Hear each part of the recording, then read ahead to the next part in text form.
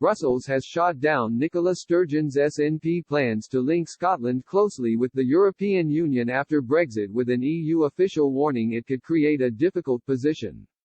A new bill put forward by Ms Sturgeon's Constitution Secretary hopes to allow Scottish ministers a discretionary power to align laws with EU legislation. The UK withdrawal from the European Union Continuity Scotland bill means on devolved matters Scotland can keep in line with those in Europe when appropriate and practicable to do so. The bill proposes to allow the Scottish Government to use regulations rather than legislation to keep pace with the European Union on devolved areas after Brexit. The discretionary powers will come into effect after the Brexit transition period ends on December 31 if the legislation is passed by the Scottish Parliament.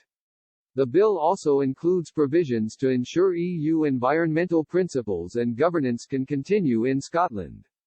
A new body called Environmental Standards Scotland will be set up to ensure compliance with environmental law under the legislation.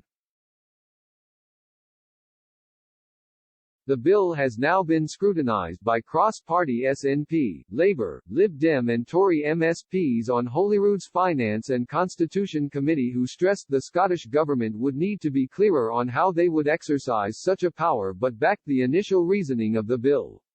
But Brussels has cast doubts over the legislation, stressing Scotland would have to reapply if they wanted to rejoin the EU just like everyone else. One EU official told Express.co.uk, "This legislation has been noted, but it could create a difficult position for Scotland and wouldn't be effective. Many regulations and rules which are passed by the EU will be difficult to implement in Scotland at present and will not apply to them." The bill has also angered Whitehall officials who last night accused Scotland of putting up trade barriers with the rest of the UK. A UK government spokesperson also told this website, the devolved administration's approach would separate Scotland from the rest of the UK, putting up trade barriers and creating further division. They warned Edinburgh would have a big task on their hands when assessing the EU's annual legislative outputs.